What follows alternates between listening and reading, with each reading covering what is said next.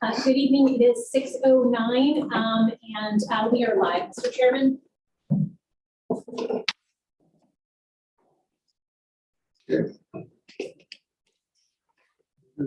Call to order. Call to order. Call to order, yeah. Roll call to order. Recording of absences. This is for the December 1st Planning and Zoning Board meeting. So Greg Rice, Anthony Morata, we're expecting your vice chair momentarily. Mark Hum, Here. Laura Stark, Here. Ed LeBlanc, Zaid, Here. Cham C. Basha, got it. And Juan Khan. Right here. You have a forum. Okay, we pledge of allegiance.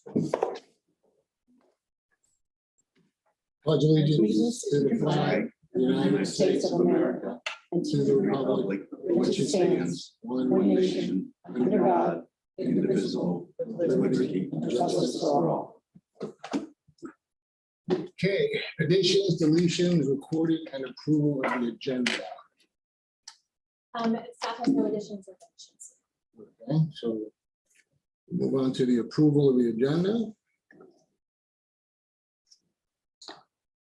Is anybody not in favor of the approval of the agenda? You mean approval of the minutes? So the minutes. Agenda first. The agenda. For the, We just do it by consensus usually, Right. so. Okay. So we're good. Yeah. There you I go. read it. It was good. So we have November, the minutes, same. The cases, can we swear in some of the staff and Oh, applicants? you need a vote for approval. Okay, there we go. All right, so the approval of the minutes, can we have a vote, please? All in favor? aye. Aye. Okay, vote has it, we have approved minutes. Swearing in of the staff and the applicant. If you're going to speak today, you should actually swear yourself in for testimony. Just add, if you are here, if you are participating remotely, if you can please turn on your video and your sound. We will need to see you for, Sherry will need to see you to be able to swear in. Please stand and raise your right hand if you plan to give testimony. You swear and affirm the testimony you will give will be the truth, the whole truth, and nothing but the truth. If so, say yes. Yeah. There seems to be a proof of publication for Herf Jones Liquid Substation Intermex. That's correct. We have two of those items will be up for continuance to a later date. Excellent, okay. The withdrawals and postponements. Or consent, anything on consent? No, we have no items on consent. Okay, board disclosures, anybody on the board done anything strange and indifferent from what this board's supposed to do? No, No, I got nothing. No. And unfinished business, it seems like we don't have any at the moment, but if the staff could enlighten us, no? No unfinished business. Okay, so let's move on to new business, if that is in line. Item A, request for continued date certain of January 5th, 2022 for PZB 2100500008 Intermex Money Services Business. Yeah, this is for, if you recall, last year, this item wasn't quite ready.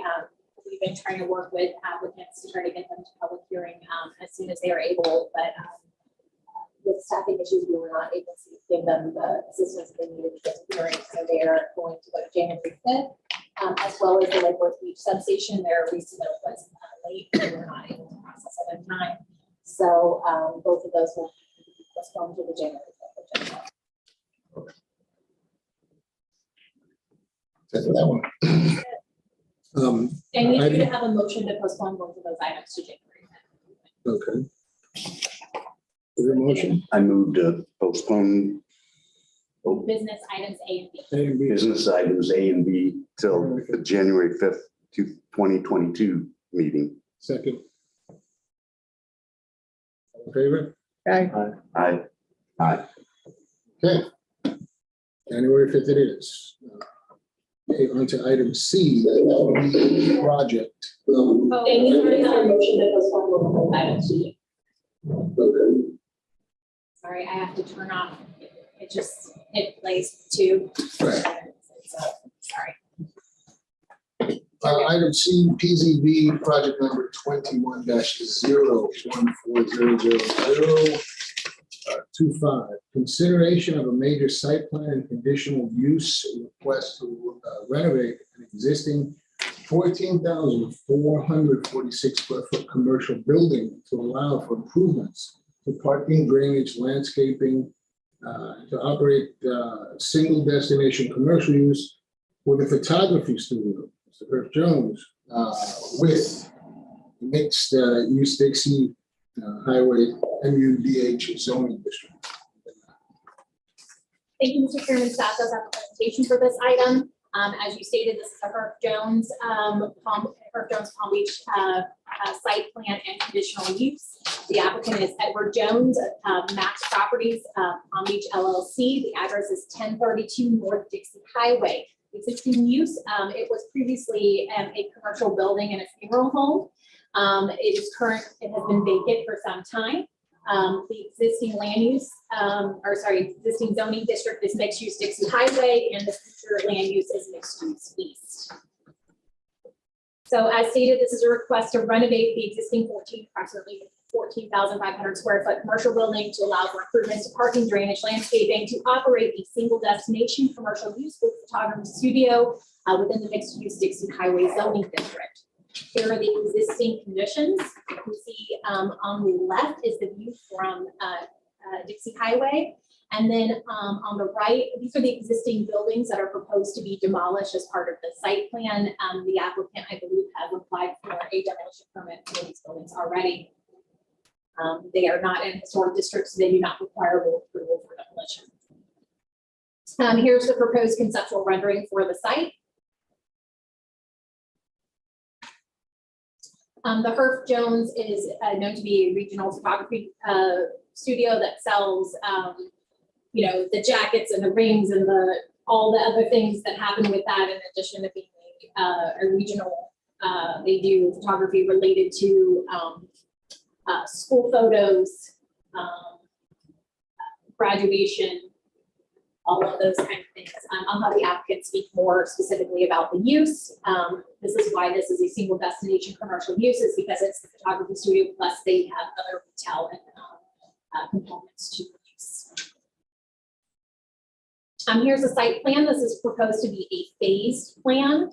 The applicant is applying for FDOT curb cut modifications. Currently, if you've driven past the site, you can see all the way on the left that the curb cut is almost, I would say, a good 100 feet. It's a substantial curb cut. It's not really the safest or most attractive condition. So we have asked the applicant to modify the design of the parking lot and provide a landscape buffer. So they're going to provide the landscape buffer in phase 1. And then they will get the curb cut permit, and then they will finish out in phase 2. The CRA has added a condition of approval requiring that all improvements through phase 2 would be completed by 2023. And you can see the different. This would be grass when the curb cut would be modified, and they would redo the parking area. The applicant's justification in part for this is that they are trying to be open for their busy season and not miss their 2 business cycles. So they want to be able to an open parking lot as soon as possible, and then parking lot on an off season. You can see here are the proposed elevations, which are part of your packet. The existing building has no windows on the front facade on the 2nd story. That condition is not proposed to change, but instead a decorative element with trim and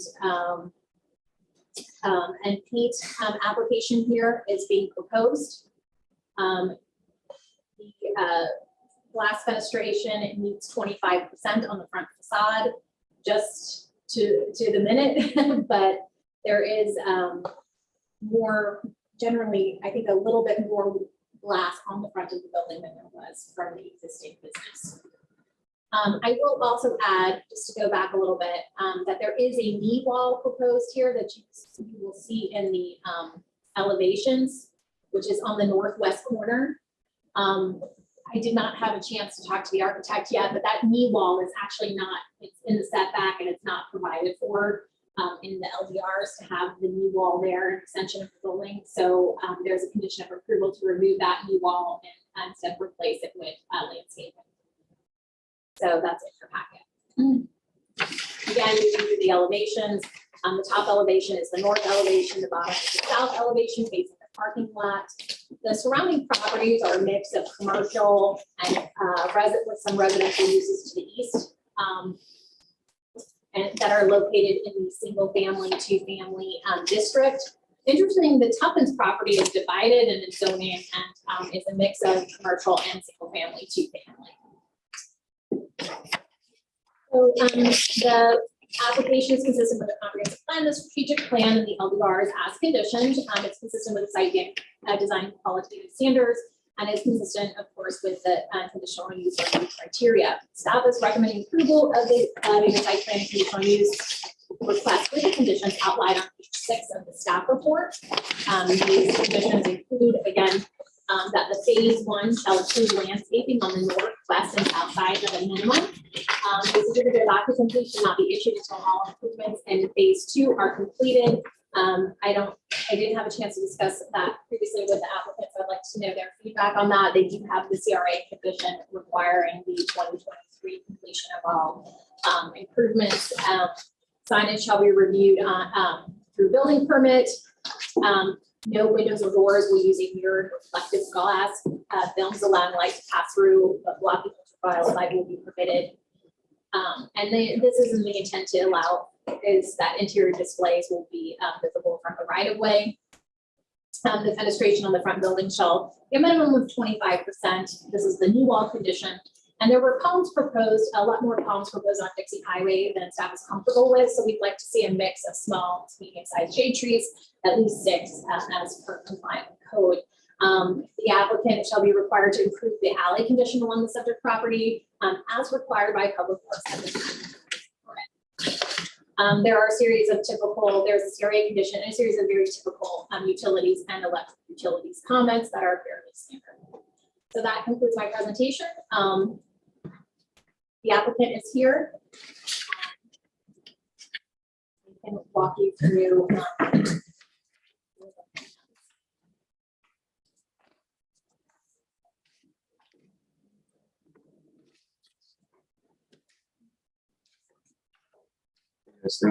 I'm Danny Gutierrez, Gutierrez from LDG Florida Architects. Here on behalf of the applicant.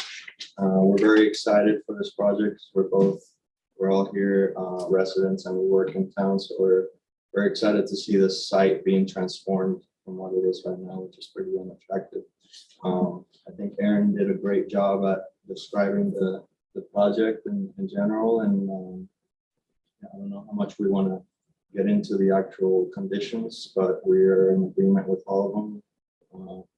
There is one that we wanted to talk about and that you brought up, which is about the certificate of occupancy.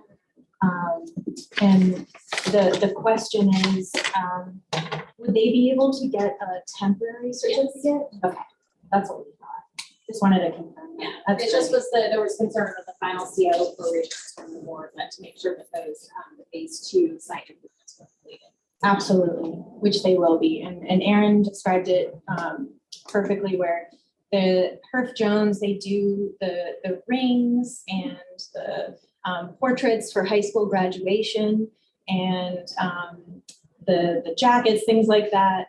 And so their busy season is really right at graduation time. And so because of the improvements that need to be made in there to make it up to code and safe, which is one of the most important things for us, that amount of time wouldn't allow them to complete the full parking lot by May, which is when they have to be ready to open for their next busy season. So that's the reason for the phasing of the first part and the second part. So thank you for clarifying the TCO. But I think you did a great job of describing the project. I'm not sure if there's any questions. Aaron really described the facade and the plans. Derek, could you go back to the facade, please? This is, I'm gonna open the architecture.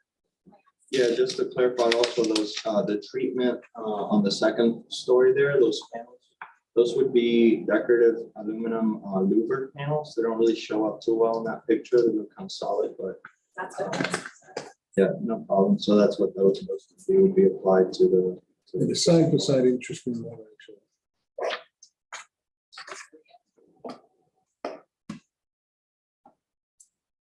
So being that it's a photography studio that happens there, not only selling the rings and the jackets for high school graduation, the photography aspect is really important as a use for the building to not have tons of natural light. They need to control the light as the photographers. Mhm. And so, naturally we would be inclined to just load up tons of glass on the building, but because of the use, they need to control that light. And so when we met with the owners and the photographers, they described the Stop there. need I want to see this, yeah. for, the least amount of windows as Okay. possible into their studios. Mhm. So that's why we haven't loaded it up with tons of windows. And we were very strategic with making sure that the windows that are there will be replaced with new impact rated windows. And then using these pieces on the front as a way to give texture and articulation, like Aaron described, instead of it just being a blank front facade. Right. My question wasn't really that. My question of why are there dissimilar roofs? It makes for very like two different projects. Yeah, no, it's challenging project because it used to be 2 or 3 different sites. And that was the 2-story building there with the hip roof. That was the original structure, I With believe. that original carries that roof? 1920, 1930, yep. And then they've added the other big 2-story building at some point. And then I think we There's think that another- at some point they My meshed it all understanding is together. that this whole thing is demolished, but you're not. You're just No, gonna take it's it existing. apart. Yes. So- Right, so to clarify, there's actually 3 buildings on the property. And this is the main building on the property, and the other 2 accessory structures, they were, Tiny. They're like yeah. a little garage, like a little kind of shed building. Right. It's- Right. They're on this whole south side. So the roofs are existing. So when she said demolition, you're not demolishing the buildings, you're, so Can we yes, go back to the site plan? I'll go back to the I site. think I will, yeah. So there's 2 little buildings on the south side of the property which will be demolished in order to fit the bigger parking lot. Those used to be, I think, where the crematory was for the funeral home. And the main building will remain as it is. We're just improving the aesthetics both inside and outside. So you, Yeah, I was gonna say, let's see the garage and the 1-story building on the south end of the property line, and then it's gonna turn into grass, and then it'll be reconfigured as a parking lot. So on the second phase 1 site plan to the right, it has a diagonal diamond hatching. Those are the 2 smaller accessory buildings that we're proposing to be demolished so that they can actually have a usable parking lot and maximize the amount of spaces. Because right now we're just at the required number. so how many will you have? Right now, there's 26 on site. I think we'll have 37 at the end of the day. Yes. And the way that we've laid out the phasing, we'll have enough parking both in phase 1 and 2. So for phase 2, what's gonna happen is that the parking lot will get relayed out with more landscaping and with the proper drainage. But the actual number of spaces will still be the ones that are required. And when are they looking to have this finished time? The main building with phase 1 landscaping around the buffers will be done by May of 2022. And then the rest of the parking lot by spring, I think the condition was of 2023. So it takes another whole year just to build parking lot? It's not that it takes another whole year, it's that It relates to the it's their use. busy season, so they have almost, you know, with the amount of people that they have coming in and out, they can't afford to have a parking lot that isn't available to use. And because of safety, they don't want kids coming in and out of that parking lot while they're renovating it. So they can't really use the building while the entire parking lot and all of the drainage and landscape islands are being brought up to code. So basically, their plan is to get their building operational for this season, which starts in May. And then they're gonna be busy up until, I believe they said September or October. And then after that, they would start on the phase 2 when it's just staff and they don't have a lot of people moving through the building coming in, that they don't need the whole parking lot. Then that's when they're gonna take that time to do. How long does it typically take to build a parking lot? Well, the problem is they need an FDOT permit, They need a what? an FDOT permit, because they're changing the access. So some of that is they're gonna have to reconfigure portions of the sidewalk and redo the sidewalk there. So they don't want to take on those, they can't do it. And what is your timeline? You've all applied for FDOT permitting? We haven't started that process yet. We're waiting to get approval. All right, so they're gonna take this approval, they'll apply the FDOT, and then they'll get their, so that's the thing, is by the time FDOT gives them a permit, they take a long time. Sounds like it. Business. Sounds like it. But the actual work of the parking lot, we're not contractors, so can't tell you exactly, but you know, it's not gonna be the whole year. The actual work will be compressed and in everyone's interest, the contractor, the owner, they're trying to do it as quick as possible. And you know, it's just the sort of process that kind of leads to that time. Is there access to the building from the rear, from the alley? Yes. Do you have parking in the alley? No parking in the alley, but we're using the alley to access the parking lanes. And that's why we're, one of the conditions is to improve. The alley? So yeah, they're go up to the property line, so they'll repave the whole alley there. Grind an inch off as required and then add a layer of That asphalt. was one of the conditions. Right, Public Works made that comment that in order to get the alley to proper condition is what they said. Which we agree, because right now on the site, it not only is it very confusing how to enter the parking lot, which creates unsafe conditions because you're not sure who's coming in and out. So this way, the way that we're proposing it is that there's a one-way in and you can't come back out the same way you come in. You can't come out into Dixie, it's only entrance from Right. Dixie. So we're avoiding that dangerous, you know, kind of intersection there. So just pulling in and then it's a one-way loop and then you can exit out the alley towards 11th Avenue. Only north, not south? Yeah, in the alley you can go You can both go ways. both ways. The stop fences there. Thanks.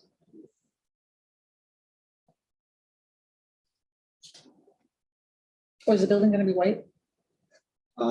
Yes, we're proposing white and then we're using blue as accents. Part of their logo, blues are one of their colors, and so we're using that. And we're adding these really cool, like aluminum awnings and the louvers. And a lot of the front is going to be really nicely transformed. It doesn't show in the image, but the landscape architect designed this really cool circular bench by the entrance. It's going to have a really nice decorative tree with the bench, and that's going to really goes from being a drainage grate to a really nice bench. So we're excited about the whole transformation, not only of the building, but just the whole pedestrian experience through that sidewalk.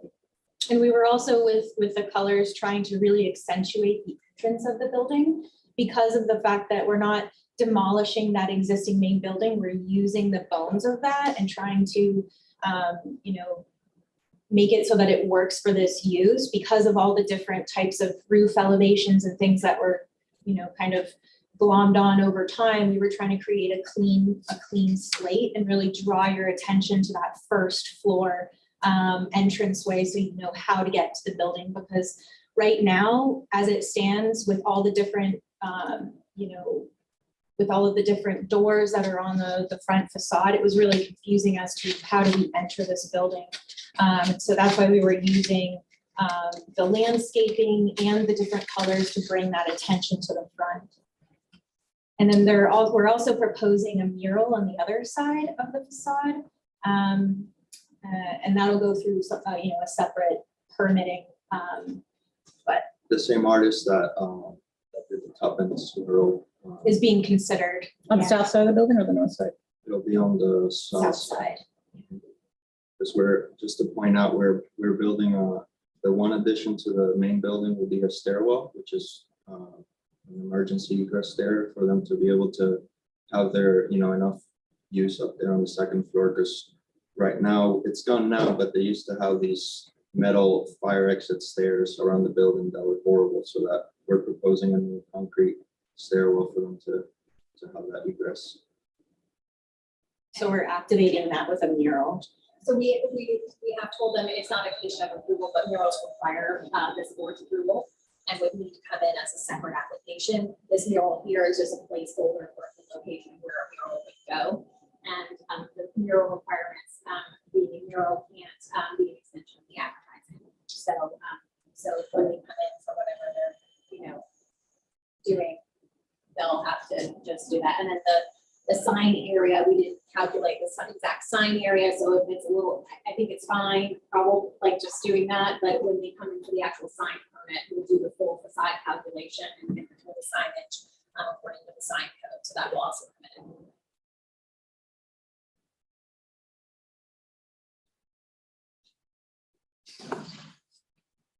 in. What's the fabrication of the roof? The actual roof right now, they're mostly flat roof, except The peaked roof, but what is that gonna be? oh, it's just Asphalt. asphalt shingles. Yeah.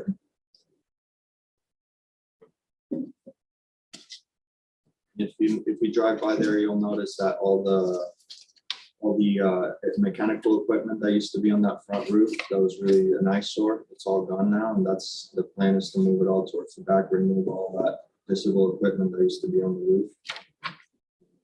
And same with in the peak roof, there's two big fans sticking up that used to be ventilation for the embalming room downstairs. So that's all going to be gone. It's going to be restored to original, just shingle roof.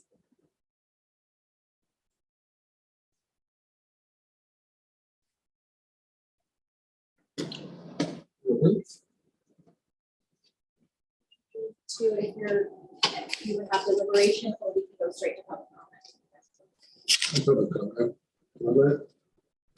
Comments? Or public comment?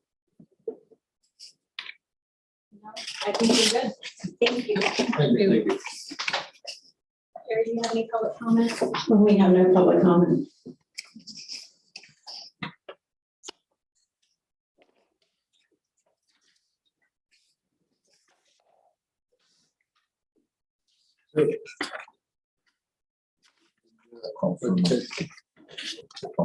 Aaron, I have a question real quick.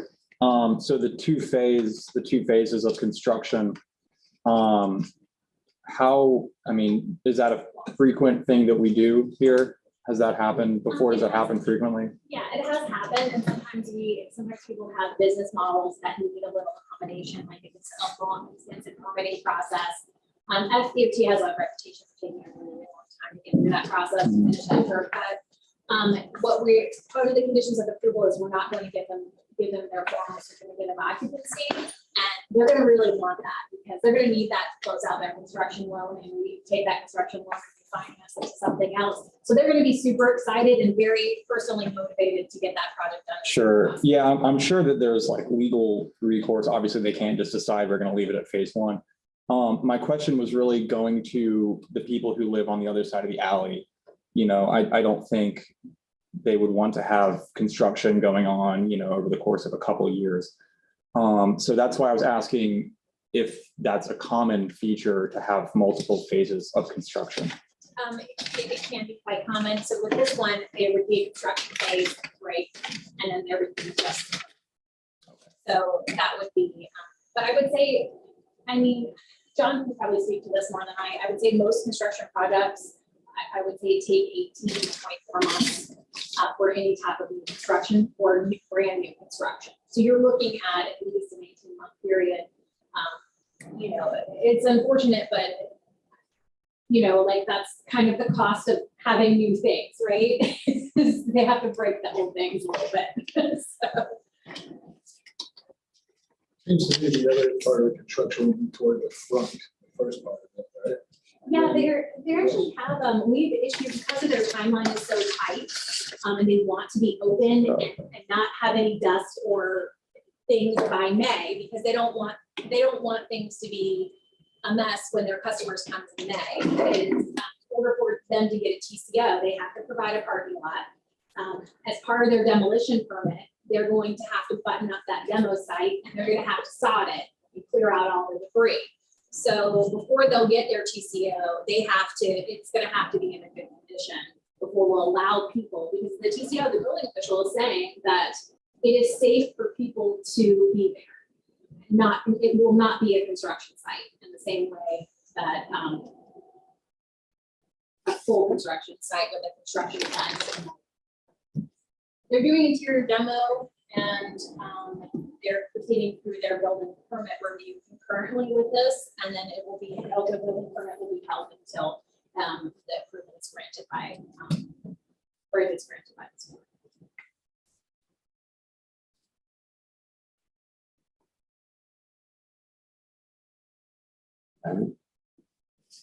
Any other questions? Okay, with that, I'm gonna take over. And I'm gonna call for a motion.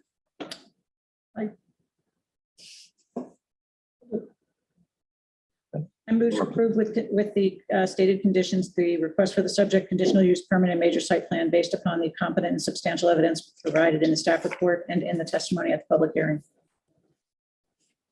We have a motion on the floor. Do we have a second? Second. Second by one. All right, all those in favor, say aye. Aye. Those against, nay. Unanimous. Motion carries unanimously. Thank you. Congratulations. Thank you very much. Thank you. Yeah. All right, moving along. Juan, thank you very much for covering. Please forgive my tardiness. Okay, so moving along, new business item D. It's going to be a quasi judicial hearing for us. This is PZB project number 21-005-00007. Consideration of a conditional use permit request to allow a 3,200 square feet self-service laundromat, the property located at 810 South Dixie Highway. In addition to the applicant, we have two effective parties who wish to be heard. Under the quasi judicial rules, we'll hear from the city first, then from the applicant, then from the affected parties. When called, please state your name and address of the property owner you are speaking on behalf of. After the applicant speaks, we will then hear from the affected parties in the following order: Giuseppe Milage and Willie Mason. I'm going to ask our city staff members if you'd please provide your presentation. Mr. Chairman. Let's get set up here. So as you stated, the item before you is new business item D. This is for a clean laundry. The applicant is Rian Dagan, and the property owner as well. The address is 810 South Dixie Highway. Existing land use is, this has been a commercial space. The zoning district is mixed use Dixie Highway, and the land use is mixed use east. This is a consideration of a conditional use permit to allow a 3,200 square foot self-service laundromat on the property's location. Here is the existing front facade at the location. You can see here, this is the facade along South J Street. On the north end is this parking area. There's a residential use here. There is here's the existing facade at the south end where the laundry is being proposed. Again, here's the site survey. And then this is where the clean laundry is being proposed in this building here. A floor plan, which is also in your packet. This is that glass facade that you saw. This is a facade here and here that acts on the Dixie Highway. And so in our analysis and recommendation, basically staff have requested that the applicant submit a concurrent site plan application to reconfigure on-site circulation and to provide additional screening of the property along the eastern property line connecting to South J Street. The applicant requested that the project move forward to PZB as a conditional use only. The applicant has stated that there is a timeline for ordering laundry machines that's quite expensive, and that they would like to lock in those contractual prices and move forward if the use is a viable use. Staff has concerns about the proposed use on the property with the existing site circulation as it is. The applicant has agreed to submit a subsequent site plan amendment. Therefore, instead of a formal recommendation of approval or denial, we're actually requesting you that you discuss the timing of this conditional use request prior to the site plan application. If you are comfortable with proceeding with the conditional use without the site plan, staff has prepared conditions of approval to the Planning and Zoning Board, and we can walk through those. If approved, one of the conditions is that the effective date of the conditional use permit be the same as the effective date of the approval for the required site plan application. So the conditional use permit would not take effect until the site plan application came to you as a major site plan amendment and was then approved by the board. If it wasn't approved by the board, then the conditional use would. So again, walking through the conditions of approval, a concurrent major site plan amendment shall be submitted to address the following: the on-site circulation shall be modified to allow for pedestrian connectivity to the parking area. This is to the business. The wall or fence shall be provided along the east property line. The loading space shall be provided to the adjacent building, and the effective conditional use permit shall be the approval date of the required site plan application. So we noted that there's an opportunity here for planters along the Dixie Highway if feasible, depending on the rights of way ones, and that these need to be commercial grade planters. These are your two options: is option to recommend approve, option to disapprove, or option to condition to continue until the application will come back with a current site plan amendment to reconfigure the circulation. So that concludes staff presentation. Did I go too fast? I kind of powered through it. You all. It was a speed talk. Can you just go over the potential outcomes just so everyone's clear? Because you're talking about having timelines and then we can choose to send it. So if you can just cover that last part so everyone heard it properly. So really here, we've asked you to discuss one, are you okay hearing this conditional use today? That's kind of the first discussion we've asked you to have. The second discussion, if you're okay to have this conditional use today or hear the conditional use without the site plan, the current site plan, then here we prepared conditions of approval for you to consider. One of those we think is really important. Is staff does not feel that the current site circulation supports the use. The use is a desired use in the area. There has been through neighborhood meetings an expression of a need for a clean laundry in the South Dixie Highway corridor. But the existing configuration, there's a lot of rentals that don't have laundry in that south of downtown. There are, and it actually came up in neighborhood meetings that they would like, some of the neighborhoods would like a use like this. So it's not it's not a use that nobody has ever said that they've never wanted. However, the way that the site is currently configured and designed, it would put a lot of impact on an adjacent residential area. And our code is kind of constructed so that commercial activities stay in mixed use districts, and single use districts like our residential districts don't have an overflow of commercial activity. And this retains the condition when there is some of that overlap because of a historic development pattern, kind of increase that in its current configuration. So we'd like you to, if you talk about the use, talk about the site plan, we'd like you to talk about that. Hear your thoughts on this. So the decisions before you are, you can recommend approval with the staff conditions. The staff has a condition that says that if you approve this conditional use tonight to give the applicant certainty to buy his laundry machines, that he has to come back with a site plan application, and that this conditional use will not be effective until the site plan application is effective. So if the site plan is never approved, then the conditional use would never become effective. So the project. Would die. You could just disapprove this outright. You could continue it until the application came back with a concurrent site plan application. That would not give the applicant an advantage with advertising. It would still have to be fully re-advertised because it's a separate application type, but it would maybe, it's just an option. Sometimes folks don't like to deny something. So those are your three choices. Can I ask you a question? Are there public comments? There are two affected parties, and there are people from the public as well.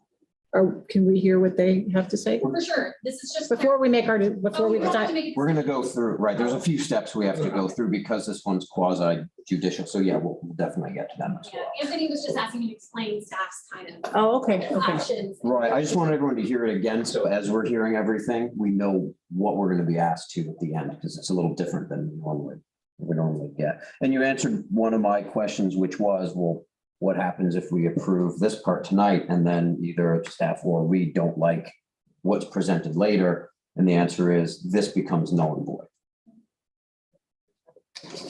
So I think we have the applicant now, Mr.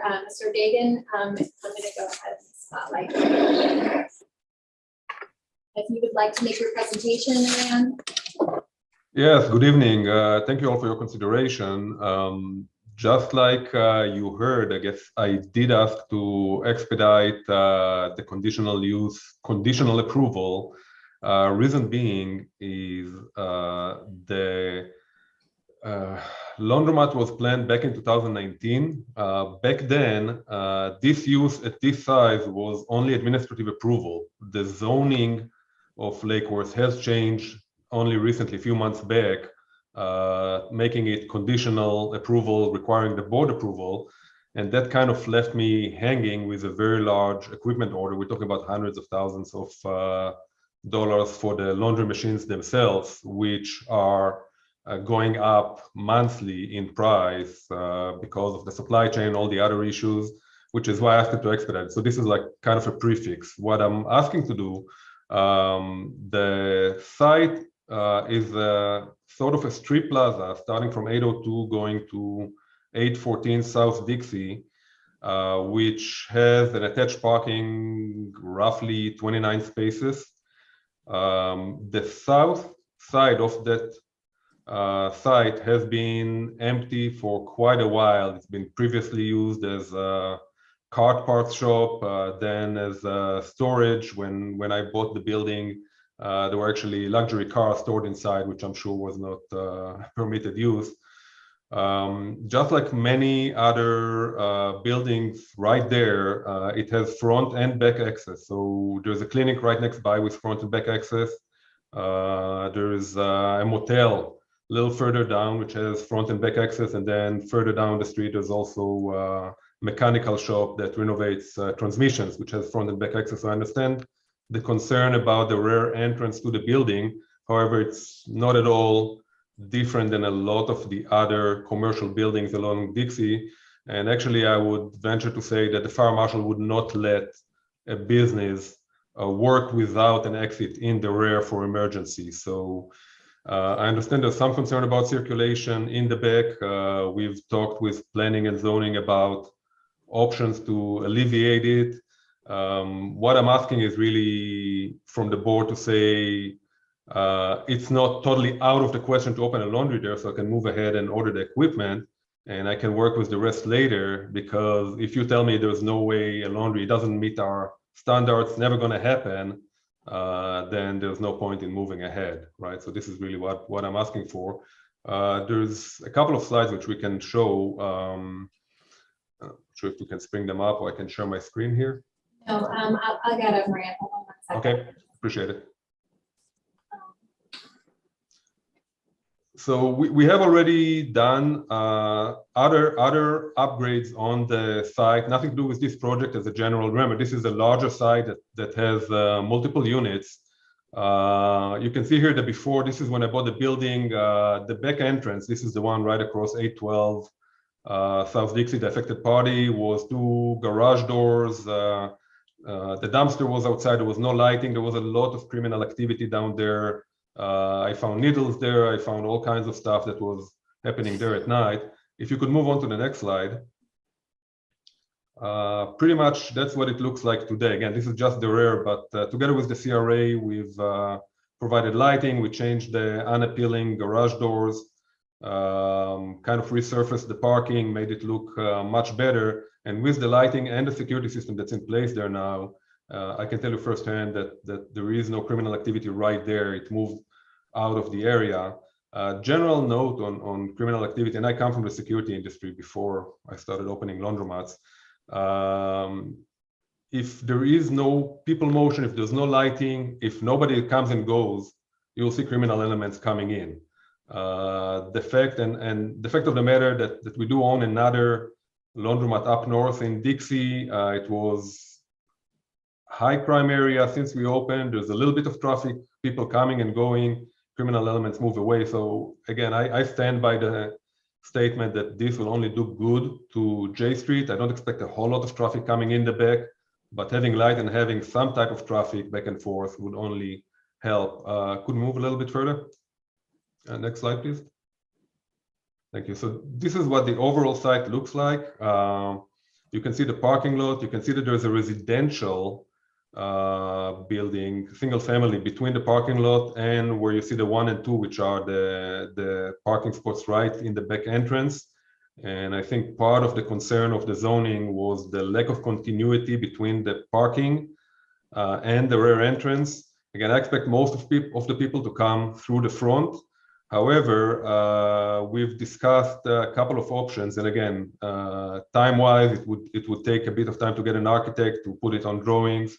The zoning wanted flood maps and all kinds of other things that were not going to happen during the holiday season, which is why I have to push forward. But if we can move on to the next slide. Couple of options. The first option is really to get rid of the pool in the single family, just create a green zone over there, lawn, and then create a continuity between the parking in the north and the south entrance of the complex. That's one option. And if we move to the next slide, please. The other option, if you see the yellow line, this is an existing fence. We could potentially add an inner fence, essentially keeping the backyard of the house within the inner fence and creating a private corridor between the main parking area and the rear entrance, exclusively for use of the laundry customers. Again, the exterior fence is already existing, so this will be just putting another fence on the inner yard of my own property and creating the continuity. So there's a couple of options we can discuss about the circulation. I don't think it's going to be an issue. I'm sure that one or the other with some changes could work out. But again, my request is at least to get the nod that this is not a total refusal, which would allow me to at least move ahead and not lose any more funds, which I've been pretty much bleeding over the last months and a year and a half, pretty much, where I couldn't move ahead. That's it for me. Questions? Or questions? Not right this second. Well, actually, how many machines are you proposing to put in there? They look like a lot. 32, I believe. Yes, 32 machines. Altogether, or so 16 washers, 16 dryers? Or? Oh, no. So usually laundromats on permitting and impact fee, they go by the washers, not so much the dryers. So there's 32 washers, right? And this is really what determines the traffic. The dryers are kind of a subsequent of the laundromat, and there are, I believe, 16 dryers. Now, to talk a little bit about the square footage. So my other laundromats are under 2,500 square foot, and they have the same count of machines. So the fact this is a bigger building and it goes over 2,500 square foot, requiring the zoning board conditional approval, is just because the building is bigger. The machine count is not bigger than what could fit into a 2,500 square foot laundromat, which would go just as administrative approval, not even requiring the board, just as a side note. What is the concern about the, this is more, maybe more for building department than the applicant, is what's the concern about the on-site circulation? Is that because of the machinery in there, or is that? No, it's about the connectivity to the entrance from the parking lot. So typically with a laundromat, you're gonna have people who have laundry, right? And it's gonna be bulky. And so currently right now, if you are parking in the parking lot, you would have to walk onto the public sidewalk and into the neighborhood to access the rear of the building if you were going through the rear, or you would have to walk around the sidewalk and through onto Dixie Highway at the other end. Yeah, I'm having trouble figuring out where is Dixie Highway and like, I don't So know. Dixie Highway is actually up here. Okay, It's not quite shown. So this is the main parking lot here. And this was our concern, is that this doorway was reconfigured. So there needs to be a way to get from here to either here or to here with a clear, safe pedestrian path where you could have, a lot of times too, you know, people are gonna have a cart or they're gonna have, there's other things that happen. Also too, I would say just looking at this, staff would have concern about adding additional spaces that back into the residential neighborhood. But we would want to see that kind of connection to the building, and then some screening of some of the. how many buildings are there? So it's kind of, they're all stuck together. Right. So I'm not. So I'm looking at this diagram here. I It's don't, like 1, 2, 3, it's about 4 that are kind of all together though. Actually, it's 3 buildings. Five? Like, if I can interrupt, Yeah. it's where you see the option 1. This is one building currently hosting the Bridges, if you know, the community center. The building to the left, the one that goes up to down, this is the second commercial building. And then there's the residential, which is wedged in between them. I want to say between the green area and parking 25. So it's 3 buildings, but they're all back to back. where's the residential? Can you point to it? For the green, North, yeah, that one. building. yeah, it's Okay, just, is there anybody living on these premises? Yes, it's rented right now. It's Just that- part of just that it's part one of the building? parcel. It is part of my parcel. Part of what? I don't know. Parcel, but parcel. Is it Part of the parcel. So someone lives there. Okay. Yeah, it's a community residence, so, Okay, so there's only one building that has people living in it, Single family, yes. so you obviously can't have an entrance through there. no. Unless they were to remove the use, so I don't. Do you want to continue to have that as a family residence? You want to continue to rent that as a single family residence? I'd prefer to. If I have to knock it down to create continuity, it's doable. But it is a nice house. It's a single family. It's been there forever. Actually, the owner of the property used to live there before I bought it in 2019. If you want to scroll up to the previous slide, you can actually see a little bit better what it looks like here. I find it odd that you're not showing the entire I'm having a hard time following site. this. You're showing us like part of the site. Yeah, I apologize. I wish I could share my screen. I could show you the whole thing on Google Maps, but Would have been nice for the presentation. or Erin, is it possible to bring the survey up? I know it was part of the packet. Like, I'm gonna go to.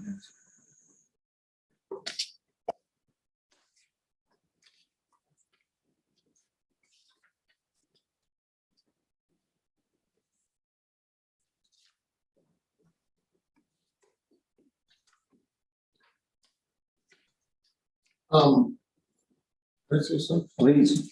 Okay. I think it's a very difficult thing what you're asking, because this is a twofold problem. You're putting yourself a bit at risk by buying a great deal of equipment, by saying that the board may or may not still, you just want to hint that it could be okay. It may not be okay, because it's not a full site plan or full drawings or things that we may need to resolve extensive issues with the planning board. At the same time, with the planning staff, excuse me. At the same time, it's odd for the board to put yourself in a position that says, well, we approved it, but we didn't really approve it. And I really, not having a full set of plans and a site plan, I think this is really a very tough thing to just go and approve. And I think the board puts themselves in a very precarious position as well. Can I ask Get too another? far into deliberation, we do have the two Right. effective parties. I think How long, still I have a couple more questions. How long have you owned this property? I bought it at the end of 2019. I actually had the initial discussions with planning and zoning early 2000, but then, early 2020, but then COVID happened and everything shut down and it kind of dragged for a year and a half, was sitting the way it is with no action. When in 2019 did you buy it? November. So did you buy it with the intention of turning it into a laundromat? To use part of the building, yes. How many other laundromats do you own? There's one other at North 4th Avenue in Dixie. Do you own any others not in Lake Worth? No. So if you bought these machines, you don't have another location you could use in that in the event this project didn't go forward at this location?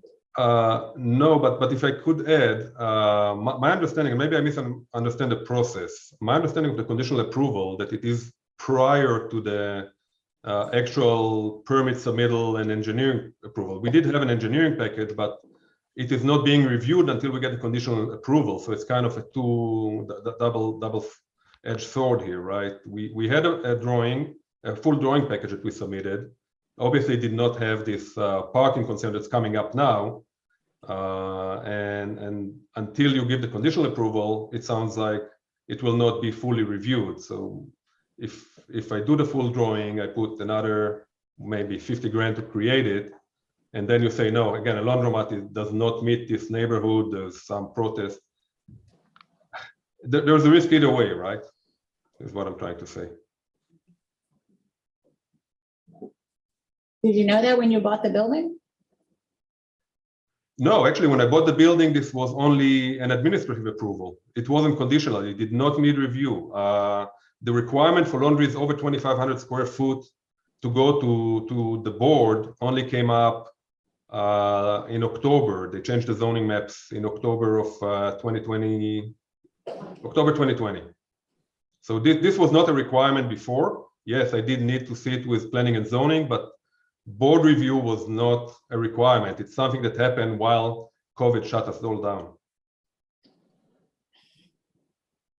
In addition to the single family property that you have tenants living in, the other building is used as a community center or something? What did you say? It's considered an office. It's rented by community center associates, used as an office. Yes, Okay, so you have income from that property as well. I do. So which property is vacant? The one to the south, it's Okay. the building standing up to down, Okay. which is pretty much half the commercial space. What was the prior use there? When I bought it, someone was using it as a wood mill and luxury car, snowbird car storage. Prior to that, it was car park. Are those the two open code violations, or that is not on this? So he's gonna look it up right now on our database. For what that. I thought one of these had two open code violations. I don't believe I have code violations on this. Maybe it was the prior, was it the prior one? I know I saw. It was the previous one. Yeah. Okay, Yeah. They have been working, they were working with to resolve it. Okay. It was actually it wasn't Herb Jones that got the I got code violation, it was the cemetery. previous- That's the Crematorium. crematorium. So. All right, Dave, how about yourself? You got any questions? for The applicant of the mobile? No, I think I'm ready to hear from the public. All right, Mark? Same. All right, I got a couple very brief ones for the applicant. One kind of brought on one, but as staff pointed out, more deliberation, comment than a question. So, and to make sure we understand what we're doing here, you know, there are two pieces to this. There's the conditional use, which is what the request is tonight. And then there's the site plan being separated. And one, you kind of brought this up. So my question for the applicant is, are you okay with the fact that you could get your conditional or your use permit approved and then have an issue with either staff or us in terms of the site plan, are you okay with that risk? I am okay. I know it's a calculated risk. I have already set a site plan. I think it's not shown there, but I understand where the gaps are, and I'm quite confident that we can bridge those gaps. So Okay. yes, I'm okay. And then at your other location, do you have an idea roughly of how many people drive to that location versus walk to it from the adjacent neighborhoods? I want to say, again, roughly 80% of the clientele are walk-ins. Laundromats are normally a neighborhood thing. I want to say people from across the street, from actually one of those properties that are affected, have told me that they're anticipating the laundry because right now they have to walk to a nearby motel and use the favor there to wash their laundry. Thank you. All right, we're all good here with the applicant. Okay, thank you very much. Thank you. All right, now we are going to move along to the affected parties. And first I'll call up Giuseppe Milage. I'm Ryan Layton, the attorney for Giuseppe Milage. All right. I'm just going to give a brief statement, and we're going to turn it over to Wes Blackman, who has a little more in-depth on the effects this would have on the community. My client owns the property at 812 South J Street, directly behind the proposed laundromat. There's already congestion on that road. There's street parking from, as the applicant had already said, there's a clinic and a hotel that already take up street parking. It's already a problem. Anybody bringing a significant amount of laundry into a laundromat isn't going to want to walk even from that parking space to the entrance. They're going to, if at all possible, they're going to park on the street, and it's already a very congested street. They do state that there's approximately 29 parking spaces. However, the majority of those are already used up by the single family residents and from the Bridges office that is there. So the actual usable parking is much less, probably more like 11 spaces from what we can tell. And the fact that they converted the area in the back into a main entrance, a double door entrance, where it was previously cargo space, leads everyone to believe that that's going to be the main entrance. That's what people are most likely to go into. They're going to want to park on the street. It isn't a very wide street already. J Street there isn't particularly wide. Plus, there's parking, people parking on both sides of the street. So it's going to cause a lot of problems. But I'll let Wes Blackman give this presentation to kind of go into a little more detail on the issues we have.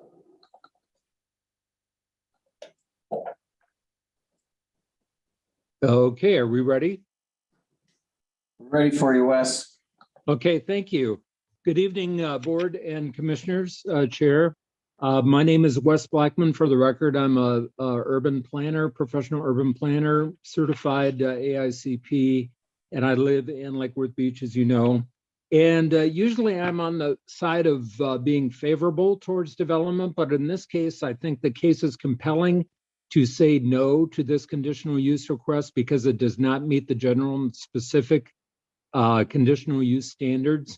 I do, and you can do that tonight, and then this would not come before you again, and I think it would give the applicant certainty, and he could go on and find another tenant that would be more friendly to the single-family residential neighborhood immediately to the east of this property. I do have a presentation. Could we have that on the screen, staff? Could you put that and we can just go through it? It's in a PDF format. Hold on, Wes. Let me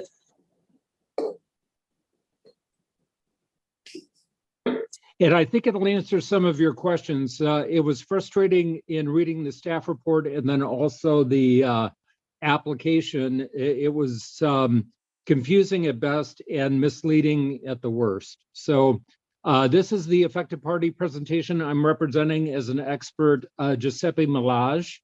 He owns the property at 812 South J Street. It is a single family zone property. If we could just stop here at the zoning map. there are lots of things to take away from this.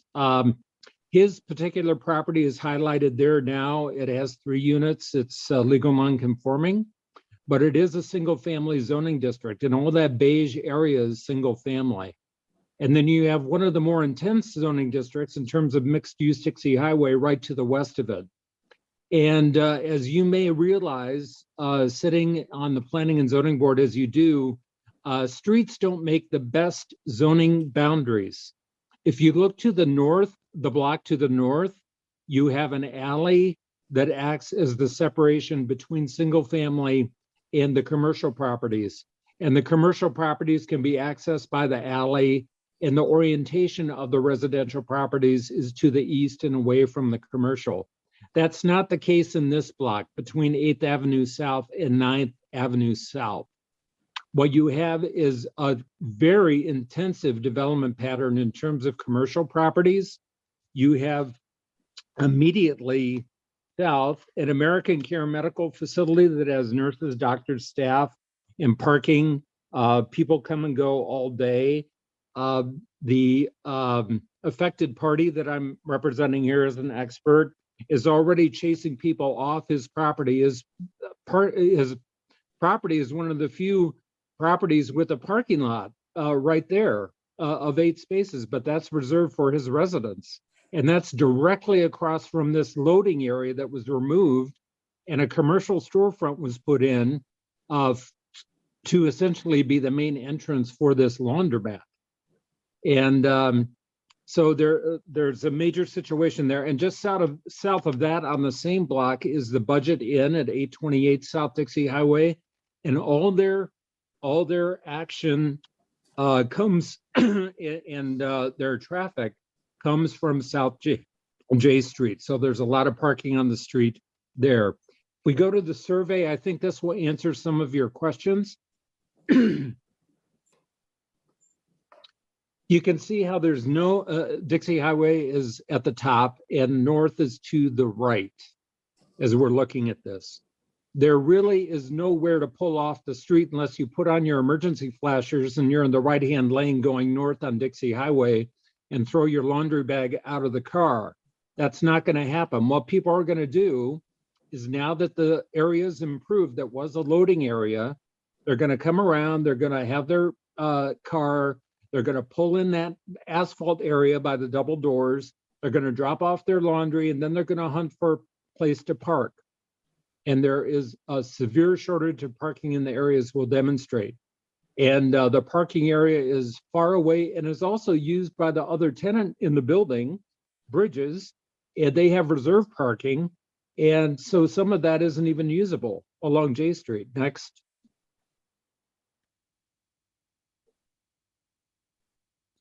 I'd like to point out too that this is a property application. This is an entire parcel. It's a little over half an acre. And there are 10,000 square feet of building there. And that was confusing. And I think the applicant did shed some light on the fact that there is a single family home there of about 17 to 1,900 square feet.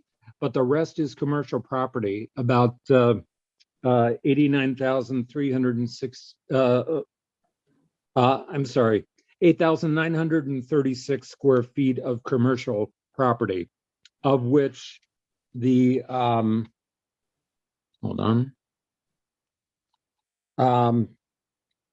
which the floor plan on A2, which is part of the application, says that there's 3,200 square feet that would be devoted to laundry.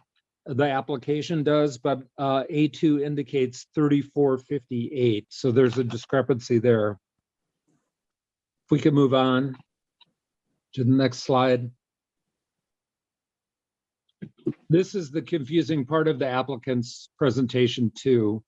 That's the correct acreage for the entire site, but the commercial, the highlighted areas where the laundromat would go, but the other portion would be the Bridges section, and they have 2,000 square feet already.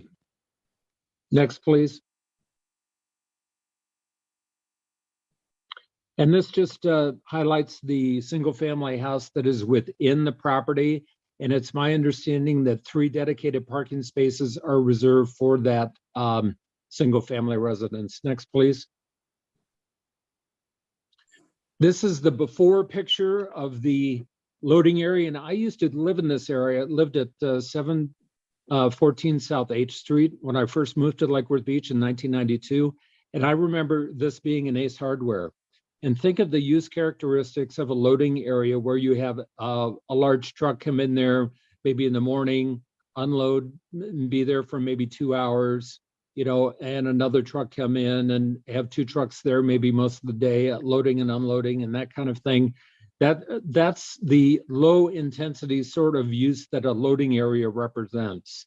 If you go to the next slide, this is where we get into time travel. This work has already been done. The building has been changed in order to accommodate this laundry. And this would be the drop-off area. Remember, people are not going to carry 20-pound bags of laundry 200 feet from a car. They're going to pull in here. They're going to drop off their laundry. Then they're going to try and find a place to park. Then when their laundry's done, they're going to come back and they're going to pull in this space and back out onto J Street, or they're going to park in the affected party's lot at 812 South J Street. So the staff report really, there has been a modification, and in fact, the permit was just closed out in October, so just about a month and a half ago. Next, please.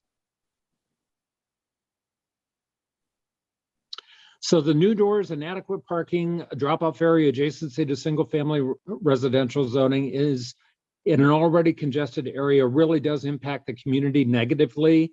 And you really should close the door on this conditional use because the laundromat is a very intense use. And in this particular case, there are other laundromats up and down, and we have examples of that we'll show in a few minutes. It really does have a negative effect on single family, one of the most restrictive zoning districts in the city, to the east of J Street, and then one of the more wide open zoning districts in terms of commercial uses with the mixed use Dixie Highway. Next, please. And these are the brand new double doors. This is welcome to the laundromat. Pull in, you know, back out, bring your family, bring your minivan. There are 49 machines in there. 32 washing machines, 17 dryers. There are 7 seats for people to sit in this on the floor plan. So where are these people going to be while they're doing their laundry? And this is open from 7 a.m. to 10 p.m. And the coming and going and backing out, and they're going to be trying to park in Mr. Milage's parking lot across the street. Next. This is the layout, and I'm just showing that they have a counter right inside the double door. That's where they're going to greet people. And they'll probably do drop-off laundry service. You know, you should ask about that. And there's going to be just a holy mess outside there where that asphalt area is, where the loading area was. Next. These spaces are just south of 8th Avenue South, and there are 7 of them here, and they go off of J, and again, it's backing out, but go to the next slide, please. This is what greets you when you try and park there. So that is not an option. So parking along J Street is already taken by Bridges of Lake Worth, and they're going to tow your car. So you're going to be dropping off your laundry. You're going to be walking 200 feet to your car. It's just an unworkable situation. And here's some examples on the next page of nearby coin laundries. It's not as if there isn't a laundromat in the area. There are tons of them. And there's one just a block away if you go to the next, the one with the picture.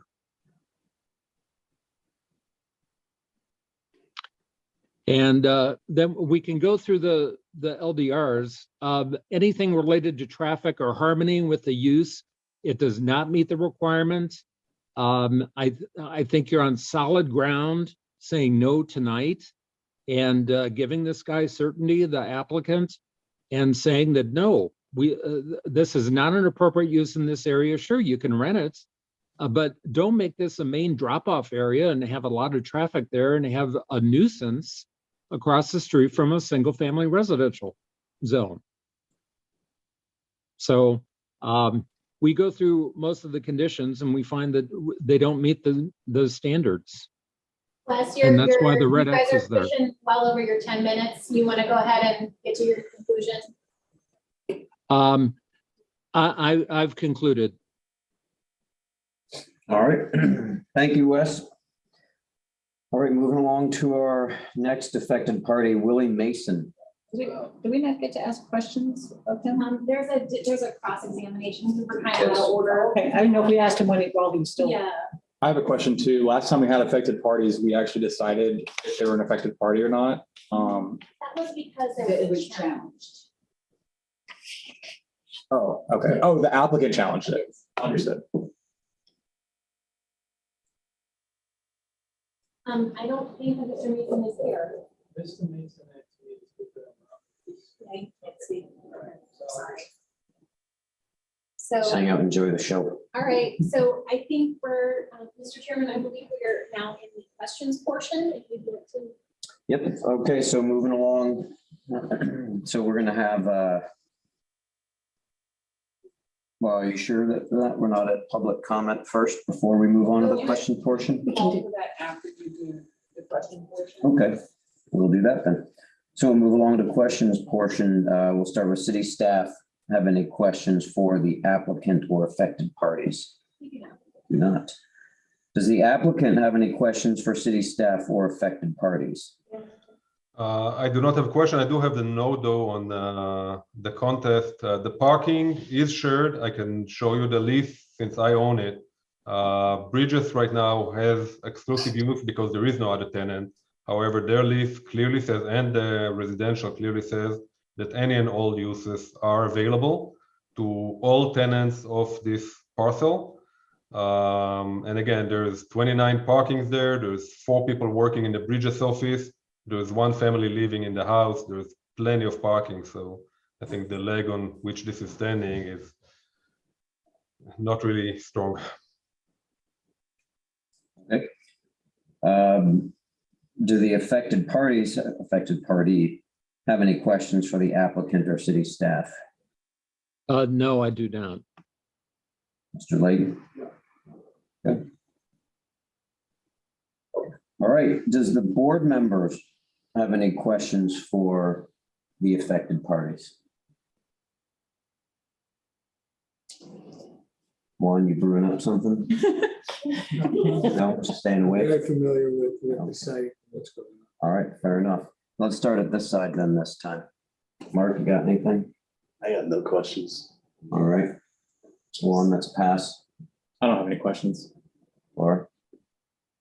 I would like to see the map showing the applicant's property and the affected party. Can you point to me which is the affected party that Wes Blackman is representing, or the affected parties that he's representing? Yeah, this is Mr. Milage's property. I'm sorry? This is Mr. Milage's property, Mr. Giuseppe. Oh, that's okay. Okay, so I'm looking at that property and it looks like there's, I don't know, 7 or 8 parking spaces. Can you, Aaron, can you keep it? Sorry, I just wanted to share because Wes is remote, Russ and Oh. Ron are. Sorry. So say, what would you like? I'm sorry. I'm looking, okay, I don't know if I'm seeing this correctly, but how many parking spaces are there right there? There are 8 on his property. 8, okay.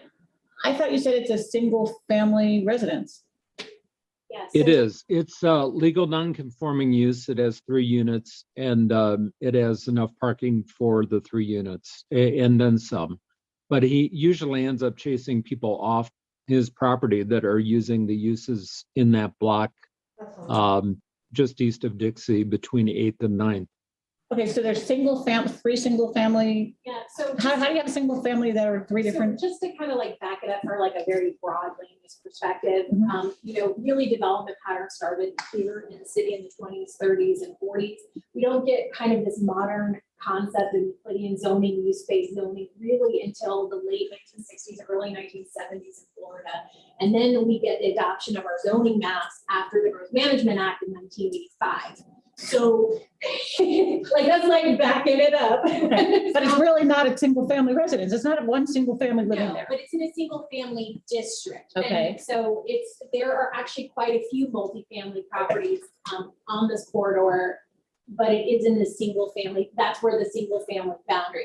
Now, those are existing non-conforming uses. They can continue to exist, but they cannot be expanded. Okay, so then the property to the north of that, That is Mr. Mason's property. okay, and that is a real single family, or that's also Is that a single?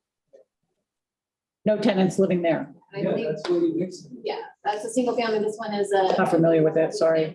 This is a multi. You don't know Willie? No. He owns Willie's. It looks pretty organic. The, Yeah, I mean, it's probably what you would have seen typical adjacent to a commercial, a major commercial corridor in the mid-century. So, I mean. What's to the south of Mr. Oh, across the street? Back. sorry, here, this one, this Yes. is multifamily. Okay, multifamily. It's actually, it looks like it's a halfway house. It's a prison ministries. And is there parking on J Street? Are there designated places where people are allowed to park? It looks like there's some on-street parking. I don't know if it's legal on-street or not, but it appears to be I happening. have pictures of parking on this street. They park on the side. Right, but is You it, can't just shout out from. but is it, oh, I mean, we, hold on, I can go on Google and we can see if there's a line. I don't believe that there is. Yeah, people park there, but there's no designated parking. right, but is there signs that say no parking? Like all over Lake Worth, there's no signs that say no parking, but and people park on both sides of the street and nothing is done about it. You know, a lot of our streets have a wide area. Some of them, some people park, some they don't. Is J Street a wide street? No. Yeah. Tony, Wide enough. About what it looks like. I'll tell you the width. Looks about the same as all the other streets. J Street is 40-foot wide right of way, Yeah. like the other streets in the city.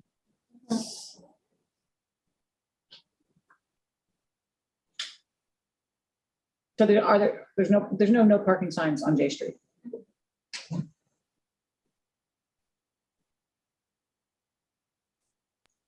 There is none. People do park along the street. If Mr. Milage is in the audience, he was going to bring some photos of the existing conditions that show the heavy use of parking on the street on South J there. I don't know if he's still in the chambers or not. I don't think he's, Yeah. wait, hang on. So you can't shout from back there. We're gonna open it up to public comment because you don't fit the definition of an affected party, but you do have something to say. When we open it up for public comment, we'll have you come on up, okay? Isn't I think, that his lawyer? he's represented, but he's Okay. also trying to represent. So, Troy said that we can't do that. yeah, she said. Yeah. It's on his own. Right. Well, we couldn't make. What way is it? They're all different, different packets. They're not all the same, so. Right, that's Different it. address. Willie couldn't make it. Yeah. Right. it's not- Willie's not here. on Willie's. Isn't that another apartment building behind Mr.? Yeah. I forget his name on it. I thought his name was Giuseppe. That's just. While we're looking at these, can I ask staff a couple of quick questions?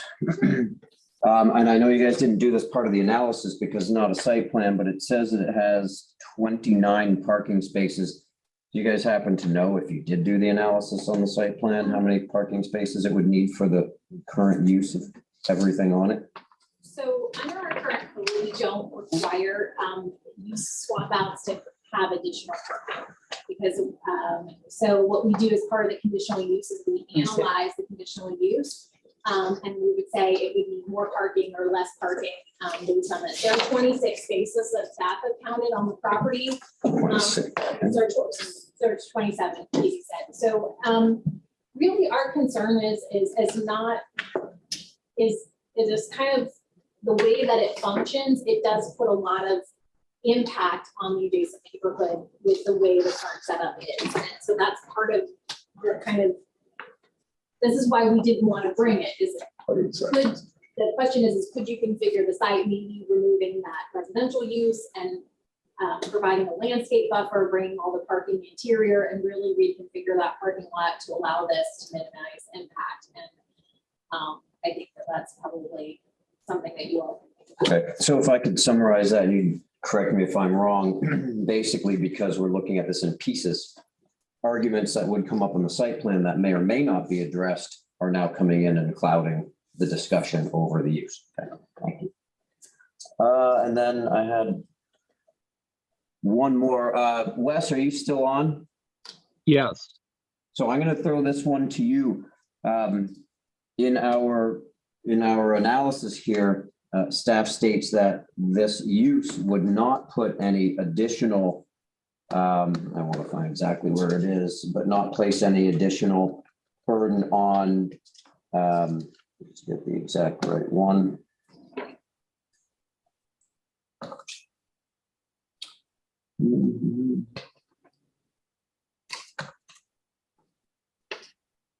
The thoroughfare system would not place any, that it's in compliance, it would not place any greater impact than a use permitted by right. Yet you stated very clearly and in a straightforward manner that that is not correct. Why do you feel that's not? Yes, especially on the local roads. Let me just read it. Proposed condition does not result in significantly greater amount of through traffic on local streets than would result from development permitted by rights. Want to have that correct for you, please go ahead. Compliance with that condition states in the table as conditioned. Right, in compliance as conditioned. With the site plan. That would actually need a traffic study. Okay, Absolutely. so to clarify then, before Wes answers that, you're saying as conditioned. Wes, was your statement then not including the conditions, just that part on its own? That could be the answer. Right. I'm saying that asphalt parking area where the new double doors are installed is going to act as the main drop-off point. It's almost like a drive-through situation where people are going to drop off their laundry and leave there and back onto J Street, and it's going to be a mess. And that is going to burden the local street, which is South J Street, which is already burdened because every commercial business between 8th and 9th has access and primary access really off of South J. So there's a lot of traffic there already. And this is just one more thing, and it's going to be crazy from 7 a.m. to 10 p.m. Thank you. I would actually agree. That's part of why our condition of approval was to reconfigure the site circulation, because we had the same concerns with that driveway component, that would be used as a drop off and primarily accessed from the area. So that's why the condition of approval was to really change the site circulation. Okay. So For some reason, I can't find the conditions in the backup that was provided, so that's why I didn't. okay, I apologize. I can hold them up for you. Maybe I just missed them. They weren't there, but that's okay. We don't have to go into it because you guys answered it. Thank you, Russ. That's. Any other questions from the board for affected parties? No.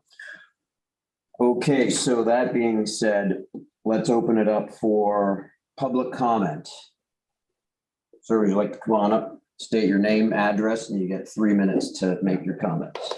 I just think it should be made clear that he is an affected party. I'm representing Mr. Melange, but he is the affected party behind there. Okay, wait, I'm sorry. Clarify it for me then, because I missed. We were just told that you were representing Willie Mason earlier. No. No, he cannot represent Willie Mason. Willie Mason. Okay, what's your name, sir? Giuseppe Melange. Okay, I missed that part. So did you? My apologies. Strike what I said earlier when I said you're not an affected party, can't speak. I thought you were Willie's buddy. Lawyer. Okay, Presentation. understood. Presentation, but I think he can answer a few questions about traffic that with personal knowledge. Right, why don't you come on up if you would, take a couple of minutes and just say that if everyone's okay with that. We all. I have a presentation, but Well, you're- I don't want to. Right, your attorney's made the presentation. Well, these pictures show it all. South J Street has, I believe, on my survey, it says 20 feet to the center line. So 40 feet. You subtract the 5 foot, the sidewalks, that only leaves 30 feet. Cars are parked on both sides. You're gonna have to either widen the street or redirect the traffic to one way. But that's still not gonna solve the problem, because as these pictures show, almost every sidewalk on that street is occupied by cars. When they paved the street, there's maybe 20, 30 feet of parking area there. Everything else is occupied by the properties on the west side of Dixie Highway. All those businesses have their complete operation on South J Street. And now you're asking to add an additional business on J Street that's more intense than what's going on right now. Okay. I mean, right now there's parking problems, but add in the loading zone / front entrance on J Street. I mean, it's not designed. The zone in Dixie Highway mixed use Dixie Highway is designed for Dixie Highway, not J Street. J Street is only 16 feet wide when cars are parked there. All right, And there's no parking there. thank you. Mr. Chair, since there's been. I was gonna turn it right back over to the applicant. Rand, would you like to have a couple more minutes to comment any of that? Yes, thank you. I appreciate it. I hear everything they're saying. I hear their concerns. Actually, I'm trying to be a good neighbor, but Mr. Mason probably want to check how many units he really is renting, right? I see 4 mailboxes, and recently that property was listed for sale with 4 rental units, so I'm not quite sure about the 3. That aside, what will be an approved use? Dixie Highway mixed use approves a lot of different things for that building, including gyms, including tattoo parlors. None of these need conditional use. I totally disagree that the laundromat would add additional vehicular traffic. I know they try to present it this way, but there's 20 some parkings on site. They're all reserved only to the tenants of this parcel. There will be connectivity between the parking and the laundromat. And again, if you don't approve this, what will you approve for this building, right? It's again, I'm looking at the use table right here on my other screen. I can see that tattoo parlors are approved, and body piercing and personal grooming and gyms, and even marijuana dispensaries, right? So with all honesty, a hygiene place, helping people wash their laundry. And again, if you look at the tenants right across the street, the affected party, they are walking with their laundry to the motel up in the next block. These people will just cross the street now. So is this vehicular? Most people would walk in. It's a neighborhood thing. It's painted very black here, but as I know from my other laundromats, as you can ask his tenants, most people are walk-ins. There's going to be way more than enough parking on the property for my customers. And trying to paint it any other way, again, think about it. What will you approve in that place? Not a laundromat, then what? A tattoo is okay. This is approved by right? It doesn't even have to come to the commission. So I want to say it's kind of painting it blacker than it should be. Okay. Thank you very much for additional information. Staff, can I ask you guys one quick question just to make sure I have it correct, as a point was brought up earlier? This is coming before us because of the change that happened about a year ago, and it's at the 2,500. So in theory, if he lopped off 701 square feet of that, closed it off and did a laundromat of 2,499, would it still come before us? It wouldn't, but what would happen is it would require an administrative. So it's not a laundromat is an intense use, and it has never been permitted by right use, as Rand had stated. the administrative use process also has site criteria review. And the same concerns that staff identified in the staff report as part of the conditions, which is to reconfigure the site circulation, would have remained at the administrative level. And we would have required site plan changes at the administrative level for this, regardless of whether it came to. All right, so it's still gonna be scrutinized just by you guys instead of us. But he can remedy your concerns. Yes, it's gonna. And he take- said he will if Right. if we guarantee It will take a little bit more than I think Rin is thinking of in this moment. Some of the ideas that we've kind of been floating internally is maybe just to have an internal access entry only and really reconfigure the lot to not have any parking backing out onto J Street. I take it as an opportunity. And there's also the opportunity to remove that single family home and really make the lot a more functional commercial property. That being said, you know, it's hard to consider. I mean, this is why we asked for the concurrent application. Exactly to your point is we wanted to see everything all together. He had said something about removing the pool. Yeah, there's a pool behind the single family home. That's for the use of those tenants. Yes, And and that if- becomes more difficult. Well, he mentioned it. Yeah, no, I mean, but keeping it with everything, with this laundromat, keeping that pool and even that house there, really, it becomes logistically very difficult to reconfigure this commercial parking lot to limit impact on the residential. Oh, I had one other question for the applicant. I heard from, I want to say it was the lawyer for the affected party, that the tenants in the single family home, you said take up like lots of the parking spaces? And he said there's only 3 people living there, so I'm wondering how many vehicles they have that they take up. If I may, I believe the statement was that there were 4 that were backing up to J Street closest approximation to the rear door of the proposed laundry. So that was the argument was that. I thought he said that all If the. I can reply, yes. So the tenant has 2 vehicles. There are no reserved. Dan, hold on. Okay. Laura wasn't done. That's the question I wanted. How many vehicles does your tenant have? My tenant has 2 vehicles. It's one family. I that only want to lives know the there. residents. I just want to know the residents. The residents, they have 2 vehicles, and again, there Okay. are no reserved parking. So I know the planner tried to say that there are reserved parking for bridges and reserved parking for the tenant.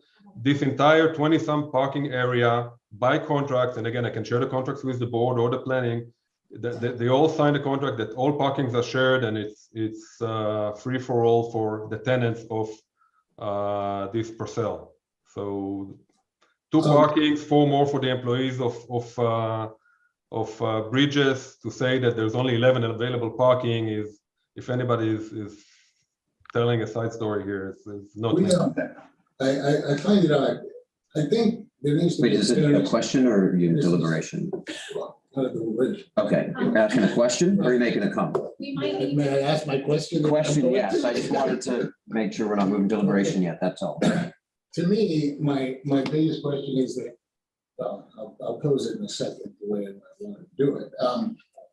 What I'm not hearing here, and I'm hearing a lot of people talk about parking, I'm hearing a lot of people talk about the community, a lot of people talk about this and that, but would you be opposed to getting a parking study before we deliberate on this, to clear things up with the staff, with the board, and with the neighbors? Because I think a parking study is the first thing that would clear a lot of this up, because everybody's talking about what they have, but nobody's got anything by a professional that does this, that could actually say that this is correct. Would you be opposed to getting a parking study? Yes. I would But be. that's why we're here, because he's asking for us to look at it first. And that is one of our things that we get to decide. So we'll probably move deliberation in a moment. Aaron, would you say them very quickly one more time? Well, let's finish public comment. Okay, We do have other. okay, we'll do Would that. you all like to, no, just say your name and address. Name and address and you get 3 minutes. Diane Calderon. Yeah, up here at the microphone, please. Hi, Good afternoon. I'm Diane Keller, a little nervous. My address is 812 South J Street. There is major congestion on our street. I park my car on the street. Many times I go somewhere, I come back, my parking is gone. Someone else took my parking. We don't have enough room on J Street for this laundromat. It's gonna take up too much of the street, and that we don't even have now. Thank you. Thank you.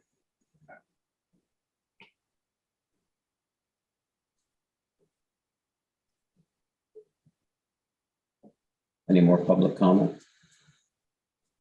Do you have anything online? I had no comments online, nothing received online. Thank you. Okay, so then Aaron, if you would, in brief, just remind us of the three Absolutely. outcomes So here. basically, if you move to approve the conditional use with staff conditions of approval, whether you add or subtract, one of the staff conditions of approval is that this conditional use would not become effective until the site plan is adopted at a later date, because of some of the discussion that you all have been having.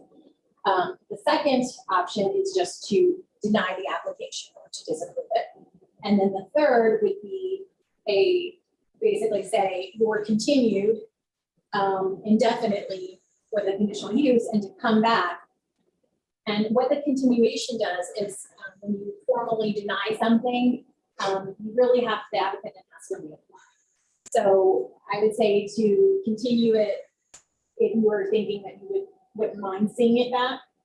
If you don't want to see it back, I would say deny it. And if you would feel comfortable with the use, if the site circulation was redesigned or any other conditions that you feel that they would need to address in site plan, then you would then make the motion to approve with the staff condition, with the link to the site plan approval, and any other additional conditions that you'd like to make. Continued income from current. Yes, so continuation, approval, denial. Okay, thank you. And then the approval is with the conditions, which, as we said, the applicants would be choosing to take the risk to address the issues that have been brought up tonight, which are all parking related, it seems like, and intensity, which can't be answered because we don't have the second part. Okay, thank you. Start with some deliberation, Juan.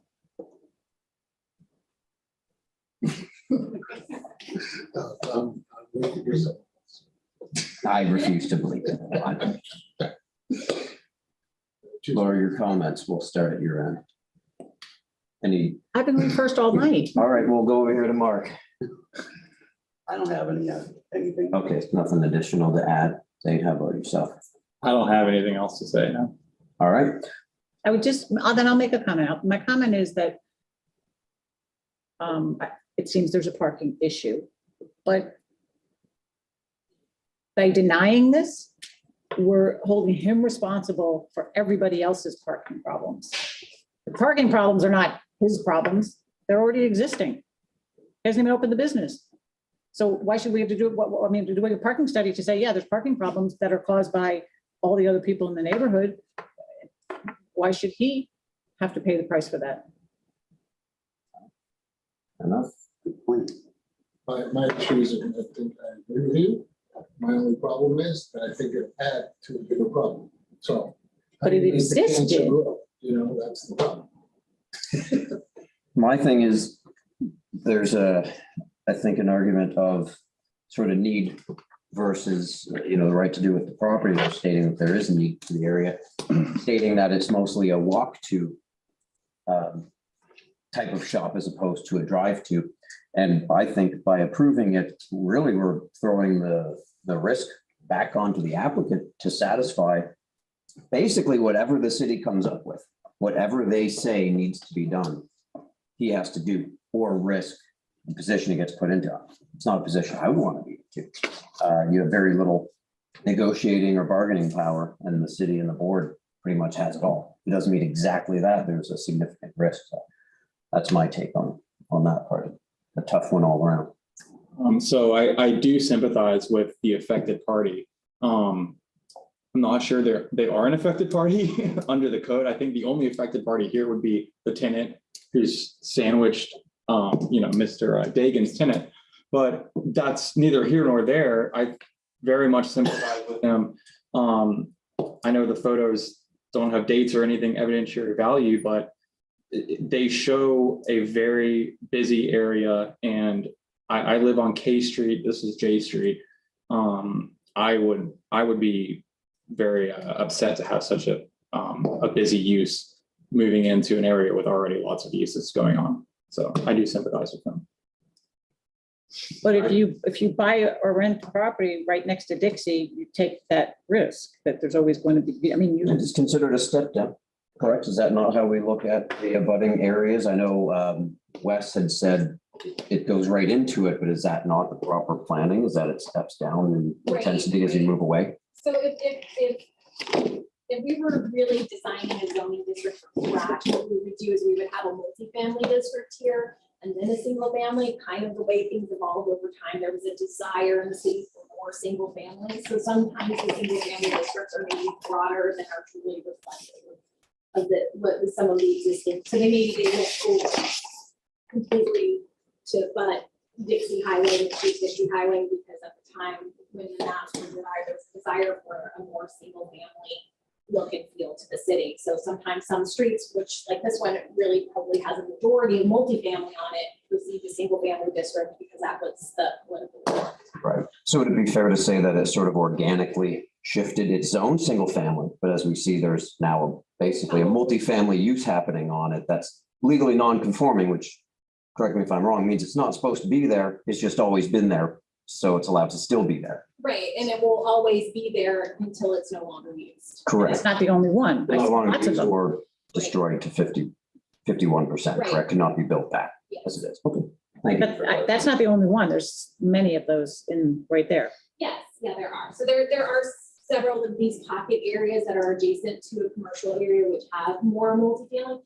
But I think from staff's perspective, like we don't want that traffic, when we went to the site circulation concern, we would like to see like some major site circulation changes and less cars backing out onto J Street, and to provide, one of our conditions is to provide a wall and landscaping along that eastern property line, and to possibly even see if we can't take some of that parking backing up and reconfigure with a, maybe limit the entrance or access, and then have the applicant look at opportunities to reconfigure that lot internally for better function. So it'd be safe to say that if this were approved, this use were approved, the public and any affected parties would have their opportunity to come back at that time when the site plan comes before us. Would that be correct? They would. Okay. And this is hard for you because this is an intensive use. It's a high turnover use. It's got a lot of traffic. I mean, this is not an easy situation to put you in. So One of the Thanks. One of the concerns that one of the sort of affected parties raised was the hours of operation. Are all the laundromats in the city operating at the hours that he indicated this one would be operating? I don't know, but you can speak to the applicant about. So what's the hours at your other location? They are the same. It's 7 a.m. to 10 p.m. And I want to say it's kind of common for laundromats. Again, you won't see much traffic at the wee hours. There's actually some of them that are open 24/7. Next to 95, that laundromat I think is open 24/7. Again, if you look at other uses, gym would be open probably late into the night. The motel in the area is open 24/7, right? So it's not totally out of the ordinary. But yeah, 7 to 10 p.m. Laundromats people work, so we would have to start. I figured they might need that time. So I mean, obviously you can put as a part of a use approval and select hours of operation. It's not something we typically recommend. It's a difficult thing. But we've seen it with other businesses. I mean, I think there were hours of operation imposed on a business that we approved a couple weeks ago. Yeah. You all declined to approve the hours of operation, but. But I understand why they are what they are, because like once there's people who work and they need to come there after work. So If I could add, the last wash typically on the laundromat is earlier. So 8 or 8:30 is the last wash, usually when the last customer can walk in. So yeah, then they linger on inside while the laundry is getting done. But 8:30 would be the last wash for this business. Thank you. Okay. Anybody want to make a motion? No, I will call for a motion.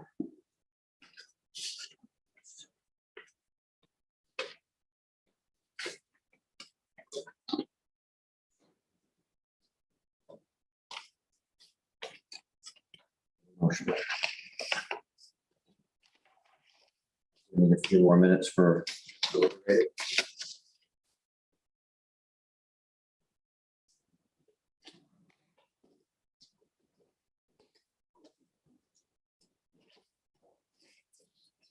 We want to take a 5-minute recess. I'll clear their heads.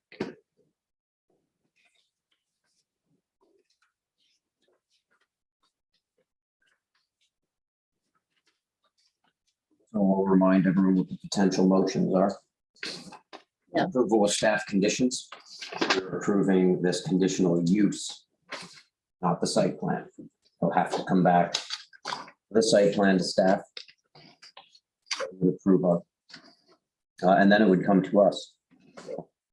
I'll make a motion. Okay. I move to disapprove PZB project 21-005-00007 for a conditional use permit request to establish a service laundromat use in the mixed use Dixie Highway at 810 South Dixie Highway. The project does not meet the conditional use criteria. I would say specifically section 23.2-29(e). The proposed conditional use is not anticipated to impact the surrounding area greater than use permitted by right.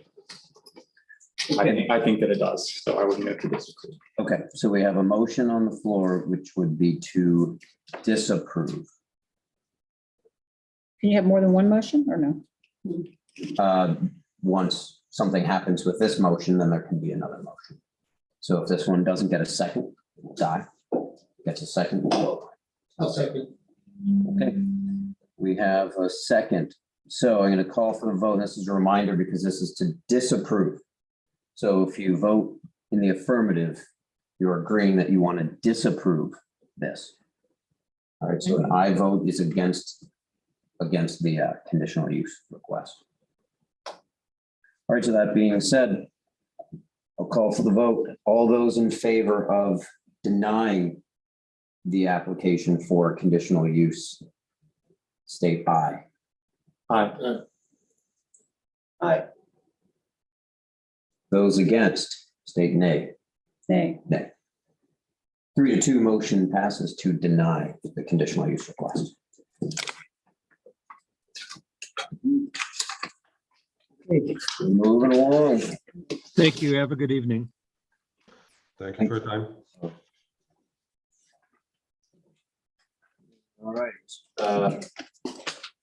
Any planning issues? All right, that's great to hear. Everything is wonderful in the planning department. We've restaffed it and everything's moving along. We are restaffing. Okay, that's good. Very positive. We see the fruits of that happening now, so that's good. Any public comments? I think not. Department reports. Got some good department reports for us. We don't have any department reports. Okay, any board member comments? Seeing as there are none, I'll call for a motion to adjourn. Great, we'll just do it. All right, adjourn.